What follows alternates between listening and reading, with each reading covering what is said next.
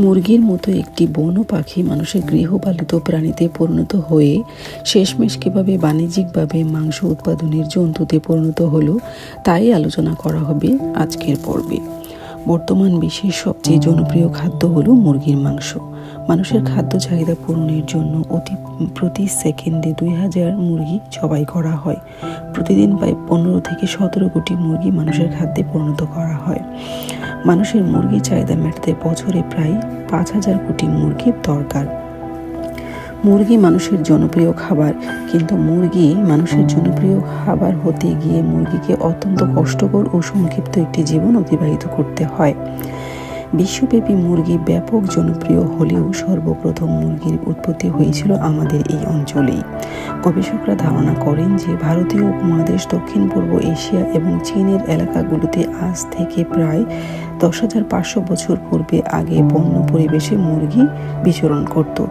এরপর প্রায় 8,000 বছর আগে মানুষ প্রথম মুরগিকে বন্য পরিবেশ থেকে গৃহস্থালী প্রাণী হিসেবে গ্রহণ করতে শুরু করে। মূলত দক্ষিণ পূর্ব এশিয়া এবং ভারতীয় উপমহাদেশে রেড জঙ্গল ফাউল নামে পরিচিত এক প্রজাতি থেকে আধুনিক মুরগির উদ্ভব হয়েছে ধারণা করা হয়। গৃহপালিত প্রাণী হিসেবে মুরগি বংশবৃদ্ধি করতে করতে হাজার বছরের ব্যবধানে গৃহপালিত মুরগির মধ্যে নতুন বৈশিষ্ট্য বিকশিত হতে শুরু করে। বর্তমানে পৃথিবীতে প্রায় 1600টিরও বেশি মুরগির প্রজাতি রয়েছে। শত শত বছর ধরেই প্রাকৃতিকভাবে এবং মানুষ কৃত্রিম উপায়ে প্রজননে এসব মুরগির জাত উদ্ভাবন করেছে। মধ্যযুগের পর থেকে মানুষ মুরগি পালন একটি নিয়মিত ব্যবসায়িক চাষাবাদ হিসেবে গ্রহণ করতে শুরু করে। 1800 সালে শিল্প বিপ্লবের সময় মানুষ বাণিজ্যিকভাবে বৃহৎ পরিসরে মুরগি চাষ শুরু করে। এই সময় যুক্তরাষ্ট্রে ইউরোপের বৈজ্ঞানিক গবেষণার মাধ্যমে মুরগির দ্রুত বৃদ্ধি এবং ডিম উৎপাদন বৃদ্ধির জন্য বিভিন্ন পদ্ধতি উদ্ভাবিত হয়। বন্য পরিবেশ থেকে বাণিজ্যিক উৎপাদনের যাত্রা পর্যন্ত বহু পথ অতিক্রম করলেও তখন পর্যন্ত মুরগি বিশ্বব্যাপী জনপ্রিয় খাবারে পরিণত হয়নি। শুধুমাত্র ডিম উৎপাদনের জন্য মুরগি পালন করা হতো এবং কালে ভদ্রে মুরগি জবাই করা হতো। মুরগির মাংস মানুষের দৈনন্দিন খাদ্য তালিকায় এসেছে অনেক পরে। বিংশ শতকের শুরুর দিকে বিজ্ঞানীরা দ্রুত বৃদ্ধি পায় এমন প্রজাতির তৈরির চেষ্টা করছিলেন। একবার একটি ব্রিডিং প্রোগ্রামে ভুলবশত ক্রস ব্রিডিং এর মাধ্যমে এক বিশেষ ধরনের মুরগি তৈরি হয় যা আগে কখনো দেখা যায়নি। এই মুরগিগুলো দ্রুত বৃদ্ধি পেত এবং স্বাভাবিকের চেয়ে বড় ও ভারী হয়ে উঠত। এটিই হলো বর্তমান সময়ে সবচেয়ে জনপ্রিয় ব্রয়লার মুরগির সূচনা। আমেরিকা হোয়াইট কর্নিশ এবং প্লিমাউথ রক জাতের মুরগির সংকর ঘটিয়ে ব্রয়লার মুরগির উদ্ভাবন করা হয়েছিল। এই ধরনের মুরগির মাত্র কয়েক সপ্তাহের মধ্যে বাজারজাতকরণের উপযোগী হয়ে ওঠে। ফলে ফাস্ট ফুড ইন্ডাস্ট্রি এবং খাবার সরবরাহের অন্যান্য চেইনগুলোতে এই চাহিদা ব্যাপক হারে বেড়ে যায়।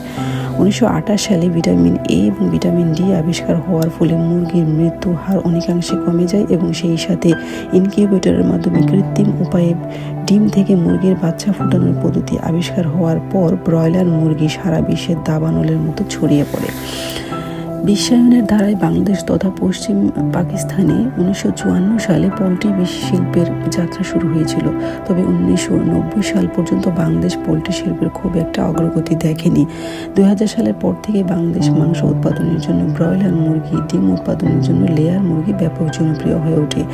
কেএফসি, ম্যাকডোনাল্ডস এবং বার্গার কিংস বিশ্বের বড় বড় ফাস্টফুড চেইনগুলো মুরগির মাংস দিয়ে তৈরি বেশ কিছু খাবার জনপ্রিয় করে তোলার পর থেকে সারা বিশ্বে মুরগির মাংস মহাবনের মতো ছড়িয়ে পড়ে।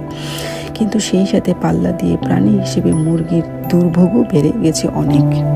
অতীতে একটি মুরগি কয়েক বছর পর্যন্ত বেঁচে থাকতে পারত, কিন্তু বর্তমানে বাণিজ্যিক পদ্ধতিতে চাষ করা মুরগি গড়ে মাত্র 42 দিন বাঁচে।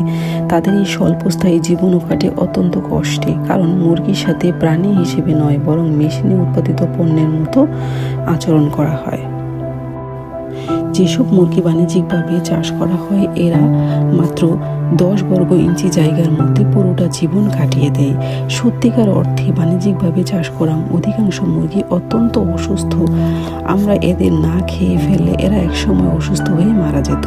মানুষ তার খাদ্যের চাহিদা মেটানোর জন্য মুরগির সাথে যে আচরণ শুরু করেছে তা শুধু অমানবিকই নয়, রীতিমতো নৃশংসতা। ভিডিওগুলো আপনাদের কাছে ভালো লাগলে সাবস্ক্রাইব করে পাশে থাকুন। নতুন ভিডিও পেতে বেল আইকনটি বাজিয়ে দিন।